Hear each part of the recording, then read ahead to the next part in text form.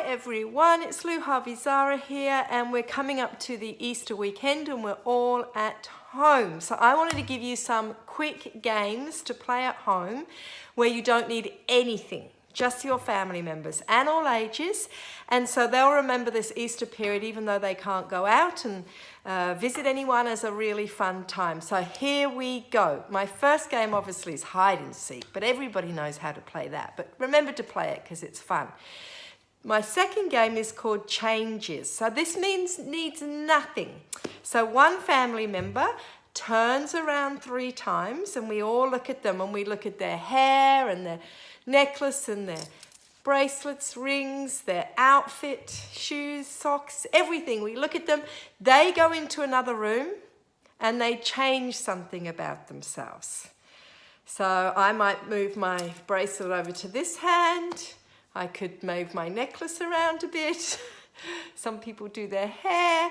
You change something. Now, young children will be really obvious. They'll take their shoe off or something. But older children are very subtle, and everyone has to guess what has changed. And I play this game with children in schools from 6 all the way up, and they all like it. So have a go of that. What else can we play? There's a fun game where you go and get lots and lots and lots of clothes. Just clothes. Hats, bags, scarves, maybe some shoes, and we pull them up and we have a dice. And people roll the dice, and the number they get, they have to put on 2 items. So you might have to put on a hat and 1 glove. And so you're actually getting dressed. You have like 4 rounds, and it's the person you can choose that has the least clothes on, or maybe the most clothes on, that might win. But it's just funny. Everyone ends up looking funny, and we need a little bit of that when we're staying in at this time. What's missing on the tray is fantastic. So what this means is you go to your larder now, you walk around, you get a tray, and you maybe, for your young children, you put 5 things on the tray. Maybe there's a crystal. Maybe there's small things. Yeah, you've got to find small things on the tray. Maybe there's an apple. Just walk around and find some small things. And then everybody stares at the tray, and then they hide, and you put a tea towel over, and you take something away and move everything around, and they have to guess what's missing. Older children, you can do 10 things, but this is called What's Missing on the Tray. And you need a tray and some things around the house. I like the game Warmer and Colder. So this means that you decide something you're going to hide. So everyone leaves the room. Again, you might hide a crystal. You might hide a 10-cent coin. It really doesn't matter. Just something small, and you go and hide it somewhere in the room, in the lounge room, wherever you are. And children start to try and find it. Now, if they can't find it because it's well hidden, you say things like warmer or colder. So if someone's well away from it, you say colder, and if they're near, warmer. And that can be a fun game, and all you need is to go into your purse and find that out, a little coin, and you can play that game. You can also play What's Missing in the Room. I know I did What's Missing on the Tray, but everyone looks at the room, and maybe they go and you hide maybe a cushion, or you move a plant, and they have to say what's different. I'm trying to give these games where you need absolutely nothing to play these games. Another good game is you sit there as a family, and it's called the 3 Things Storytelling Game. So someone is chosen to find the 3 things, and they go and find 3 things, and then someone is chosen to tell a story, and they have to intertwine these 3 things. Now, if children are really young, they just go and find 3 toys, and the parent will make up a story with the toys in it. But if you're older, you can put all the family names in a hat, and then you can choose 1 name out to find the 3 things, and 1 name out to tell a story with the 3 things in that game.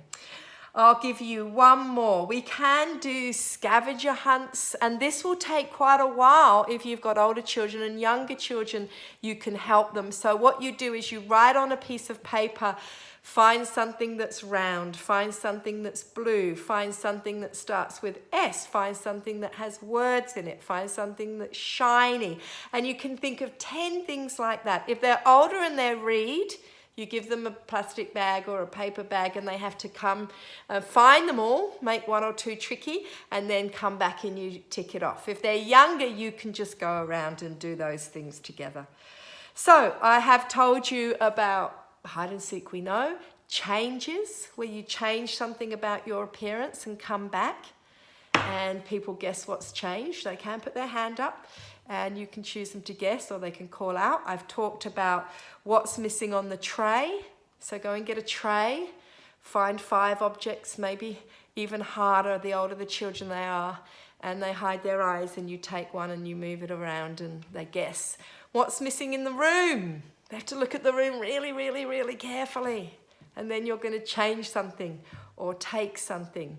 We've talked about the dice game, just a dice and loads of hats and bags and gloves and clothes. It's funny, and you roll the dice and the amount that comes on, you have to put that on. And so you end up looking like a really funny outfit and you can have fun that way.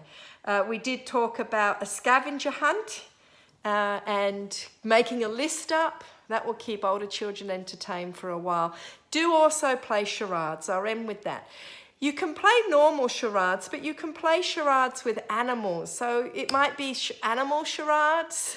And so they might choose something and they've got to act like a lion, or they've got to act like a mouse, or they've got to act like a horse. Or so children will like that, pretending to be animals. It can be occupation charades.